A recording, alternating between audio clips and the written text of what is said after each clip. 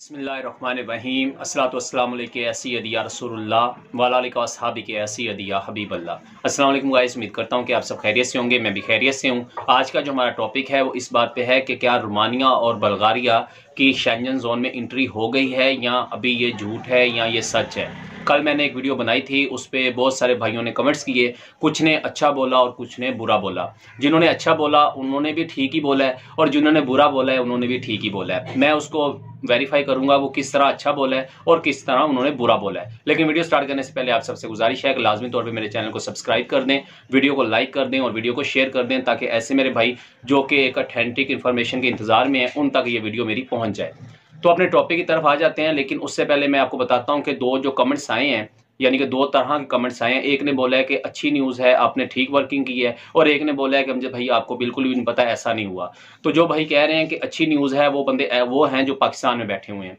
यानी जितने भी भाई पाकिस्तान में बैठे हुए हैं वो बिल्कुल भी नहीं चाहते या वो बिल्कुल भी नहीं चाह रहे कि रोमानिया जो है वो शेंजन में इंटर हो जाए, क्योंकि किसी ने वर्क परमिट अप्लाई किया हुआ है, किसी ने इंटरव्यू दिया हुआ है, किसी ने अपनी अपॉइंटमेंट ली हुई है। यानी कि अगर ये शेंजन में आ जाता है तो उनके लिए काफ़ी सारे मसले मसाइल बन जाते हैं। ऐसा नहीं कि वीज़ा नहीं लगेगा, लेकिन वो रेट्स हाई हो जाएंगे, प्रोसेस टाइम इनका बढ़ जाएगा, उसके बाद इनकी जो वीज़ा की जो पॉलिसी है वो चेंज हो जाएगी। इसलिए वो डर रहे हैं कि अल्लाह ना करे ऐसा कुछ हो गया तो हमारे वीज़े जो है रिजेक्ट हो जाएंगे। नंबर 2, जिन्होंने बोला कि मुझे भाई आप गलत न्यूज़ दे रहे हैं ये वो ETC, तो मेरा भाई आप लोग बैठे हुए रोमानिया में, जो बंदे रोमानिया में बैठे हुए हैं उन्होंने तो यही कह रहा है कि रात से दिन ना हो और दिन से रात ना हो, जो रोमानिया है वो शेंजन में इंटर हो जाए। तो आप भी भाई अपनी जगह पे सच्ची हो, मैं आपको ये नहीं कह रहा कि आप लोग गलत हो। ये उन्होंने जो इन्फॉर्मेशन कल दी है मैं आपको पढ़ के सुना देता हूँ, या इवन कि मैं आपको बिल्कुल बोल के सुनाता हूँ लफ्ज़ बाय लफ्ज़। उन्होंने जो बोला है रोमानिया के जो वज़ीर आज़म हैं, उन्होंने ये बात की है कि ऑस्ट्रिया हो सकता है, मैं रिपीट कर रहा हूँ अपने लफ्ज़ को, कि हो सकता है ऑस्ट्रिया हमारे लिए थोड़ी सी नरमी दिखाए अगर हम उनकी 3 शराइत को पूरा कर लेते हैं। अब भाइयों ने ये बोल दिया कि शेंजन में आ गया या आ जाएगा, लेकिन उनकी शर्तें जो है वो नहीं बताई। 3 शर्तें उनकी कौन कौन सी हैं, पहले मैं आपको शर्तें बता देता हूं, उसके बाद बात करते हैं कि आएगा या नहीं आएगा। शर्तें उनकी ये हैं कि सबसे पहले उन्होंने ये बात की है कि रोमानिया से जो इनलीगल माइग्रेट आते हैं ये पहले नंबर पे तस्लीम करे कि ये जितने भी लोग हमारे मुल्क में आ रहे हैं बॉर्डर क्रॉस करके, ये रोमानिया के रास्ते से ज़्यादातर आ रहे हैं, क्योंकि रोमानिया किसी भी प्लेटफॉर्म पे ये मानने को तैयार नहीं है कि हमारे मुल्क से इनलीगल माइग्रेट आपकी कंट्री में डंकी लगा के पहुंच रहे हैं। तो उन्होंने बोला है सबसे पहले ये सबके सामने, यूरोपीय यूनियन के सामने बैठ के ये चीज़ का एतराफ़ करे कि हमारे मुल्क से वाकई ही लोग डंकी लगा के ऑस्ट्रिया में जाते रहे हैं, नंबर 1। नंबर 2, वो ये कह रहे हैं कि ये जो इन्होंने अपनी सिक्योरिटी रखी हुई है बॉर्डर पे, इसको ये 3 गुना करें। सपोज कि अगर किसी बॉर्डर पे अभी इनका 200 फौजी खड़े हुए हैं या इनके जो पुलिस वाले खड़े हुए हैं, उसको ये 300 कर दें या 400 कर दें, यानी 3 गुना ज़्यादा अपनी वो सिक्योरिटी को करें, उसके बाद हम सोचते हैं। और नंबर 3, वो कह रहे हैं कि हम इसको बिल्कुल ही शेंजन में नहीं ले रहे, हम सिर्फ और सिर्फ इसका जो हवाई फ़िज़ाई रास्ता है उसको शेंजन के लिए ओपन कर रहे हैं, लेकिन ज़मीनी रास्ते का अभी हम सोच भी नहीं रहे। यानी कि जो ज़मीनी रास्ते लोग ट्रेन के ज़रिए इटली से फ्रांस, फ्रांस से इटली या वहाँ से किसी और शेंजन कंट्री में चले जाते हैं, वो काम हम अभी नहीं कर रहे। हम सिर्फ इनका हवाई रास्ता जो है वो ओपन कर सकते हैं अगर ये हमारी ये 3 शर्तें मान जाते हैं। अब ये कब मानते हैं, कब इस चीज़ की मीटिंग होती है, उसका तो इन्होंने अभी ओपनली नहीं बोला। बस इन्होंने ये बोल दिया कि इस साल के एंड पे हम इस चीज़ की अनाउंसमेंट कर देंगे कि हमने आपकी ये 3 शर्तें मान ली हैं या हम आपकी शर्तें मानने को तैयार हैं। तो मैंने बोला था कि हो सकता है, यानी कि इसका मतलब ये होता है कि 90% यही चांस है कि मे भी ये फ़िज़ाई रास्ता जो है ओपन कर दे। अभी भी 10-15% चांस है कि हो सकता है कि अभी वो ना करें, लेकिन बिल्कुल इसको शेंजन में इंटर करार दे देना बिल्कुल गलत बात है। बेशक भाई आप रोमानिया में बैठे हुए हैं, बेशक आप मेरी बात से डिसएग्री करें या गुस्सा हो, लेकिन जो हकीकत बात है, उन्होंने ये नहीं बोला कि इसको हमने फ़िज़ाई रास्ते के ज़रिए रोमानिया को शेंजन में इंटर कर दिया है। उन्होंने ये बोला, ये भी आपके वज़ीर आज़म कह रहे हैं रोमानिया के, इसके ऊपर जो उनके गैर हार्ड जो कि उनके चांसलर हैं जिन्होंने इनको वीटो किया हुआ है, उनकी तरफ से कोई भी अभी तक हमारे पास मौक़िफ़ नहीं आया कि उन्होंने इस खबर की कोई तायीद की हो। ये सिर्फ रोमानिया के वज़ीर आज़म ने बात की है कि हमें लग रहा है कि उन्होंने थोड़ा सा हमें सॉफ्ट कॉर्नर दिया है कि हम आपके फ़िज़ाई रास्ते शेंजन के लिए 3 शर्तों पे खोल सकते हैं। तो ये ऑथेंटिक जो न्यूज़ है उनकी, जिन्होंने पढ़नी है मैं यहाँ पे शो कर देता हूँ, आप ये चीज़ पढ़ लें, पढ़ के जाके इसको गूगल पे सर्च कर लें। लफ्ज़ बाय लफ्ज़ जो मैंने चीज़ें आपको बताई हैं ये वही हैं। यानी कि ये जो वजीर आजम रोमानिया के हैं उन्होंने ही अपनी तरफ से ये बात बोली है। इसकी अभी वेरिफिकेशन जो ऑस्ट्रिया के सदर हैं या उनके चांसलर हैं उन्होंने अभी तक नहीं की। हाँ, अगर वो आज कर देते हैं, आज 11 दिसंबर है, अगर वो आज इसकी तईद कर देते हैं, कल कर देते हैं, परसों कर देते हैं या किसी भी दिन को कर देते हैं, फिर हम ऑथेंटिक मानेंगे कि वाकई ही उन्होंने इनका फिजाई रास्ता ओपन कर दिया है। लेकिन स्टिल जब मैं वीडियो ये बना रहा हूँ, आज दोपहर का टाइम है 11 दिसंबर का, अभी तक उन्होंने इस न्यूज़ को कन्फर्म नहीं किया कि हाँ हमने ये बात की है। अगर हम पिछले साल चले जाएं या उससे पिछले साल चले जाएं, जब भी ये साल का एंड होता है रोमानिया की तरफ से ये न्यूज़ बढ़ चढ़ के आती हैं कि इस साल जो मर्जी हो जाए हम जो है रोमानिया को शेंजन में इंटर करवा लेंगे। लेकिन जब साल का आखिर आता है, जब वोटिंग होती है, अगर इनको इतना ही यकीन था तो इन्होंने 5 दिसंबर को जो वोटिंग होती है उसकी वोटिंग क्यों नहीं करवाई?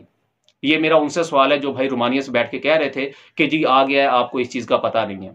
भाई अगर मुझे नहीं पता तो आप कमेंट सेक्शन में लाजमी बताएं, जो 5 दिसंबर 2023 को इनकी वोटिंग होती है हर साल, वो इन्होंने उस मुद्दे को क्यों नहीं उठाया, इन्होंने उसको डिले क्यों किया? क्योंकि इनको पता था, 5 दिन पहले की न्यूज़ है कि ऑस्ट्रिया इनके बिल्कुल ही खिलाफ था। ठीक है, उन्होंने कहा था कि हम जो इसका दायरा कार है यानी कि इसको वसी करने के हक में नहीं है, हम इसको स्ट्रॉन्ग करने के हक में है। यानी कि जितनी कंट्रीज शेंजन के अंदर है हम इनको मिलकर स्ट्रॉन्ग कर सकते हैं, लेकिन हम इसको बढ़ाने के हक में नहीं है। तो उसके बाद इन्होंने वोटिंग नहीं करवाई कि अगर वोटिंग करवाएंगे ऑस्ट्रेलिया फिर हमसे वो वीटो ले लेगा और वीटो करने के बाद हमारा फिर ये चांस है ख़त्म हो जाएगा। तो लिहाजा हम जो है ना सियासी तौर पे उनके साथ कोई मीटिंग करते हैं, या दूसरी तरफ से ये ट्रेडिंग की तरफ से मेरे सुनने में आया कि इन्होंने ट्रेड की वजह से इनके ऊपर प्रेशर डाला है कि अगर हमें आप शेंजन जोन में इंटर नहीं करेंगे तो हम जो ट्रेडिंग है वो आपसे बंद कर लेंगे, या जो हमारा ज़मीनी तौर पर हमारे मुल्क से होके आपके मुल्क में चीज़ें जाती हैं हम उस पर रोक लगा देंगे। इसके ऊपर थोड़ा सा ऑस्ट्रेलिया ने नरमी की है, ये इनके वजीर आजम का कहना है। अभी ऑस्ट्रेलिया इनके ऊपर क्या कहता है ऑस्ट्रेलिया की, अब देखें ना न्यूज़ तो पाकिस्तान में बहुत आती हैं, कभी जी इमरान खान के साथ ये हो गया, कभी जी नवाज शरीफ के साथ ये हो गया, कभी किसी के साथ ये हो गया वो हो गया, यानी ये क्या सराइयाँ होती हैं या बीच की जो खबरें निकल के आ जाती हैं, जैसे को इंडियन अक्सर औकात कहते हैं कि हमें सूत्रों से पता चला है। तो ये सूत्रों की बातें, अभी इसके ऊपर क्लैरिफिकेशन ऑस्ट्रेलिया ने नहीं दी। ऑस्ट्रेलिया इसके ऊपर आज क्लैरिफिकेशन कर दे, कल कर दे, 1 घंटे बाद कर दे, 2 घंटे बाद कर दे, तो अगेन मैं वीडियो बना के आपको बता दूंगा कि वाकई ही उन्होंने इसका फिजाई रास्ता ओपन कर दिया है। अभी उन्होंने सिर्फ हवा में बात की है, सूत्रों की अनुसार, वो कहते हैं ना इंडिया वाले सूत्रों के अनुसार, तो वो सूत्रों के अनुसार तो हम मान लेते हैं कि उन्होंने ये बात की है, लेकिन कोई ऑफिशियली तौर पे उन्होंने अपनी कोई वेबसाइट पे नहीं बोला। बाकी जो भाई अभी पाकिस्तान में बैठे हुए हैं, जिन्होंने अपना वीज़ा अप्लाई किया हुआ है या उनको डेट मिली हुई है या जिनके परमिट आने वाले हैं या जिनके परमिट आ गए हैं, वो ज़रा भी इस चीज़ के ऊपर वो टेंशन ना लें। अगर ये अल्लाह ना करे, मैं तो यही कहूँगा, क्योंकि हम पाकिस्तान में बैठे हुए हैं, रोमानिया वाले 1000 बार कहते रहे जो कहना है, हम तो यही चाहेंगे इस साल भी ना आए और अगले साल भी ना आए, ताकि हमारे बहुत सारे भाई जो है वो रोमानिया चले जाएँ।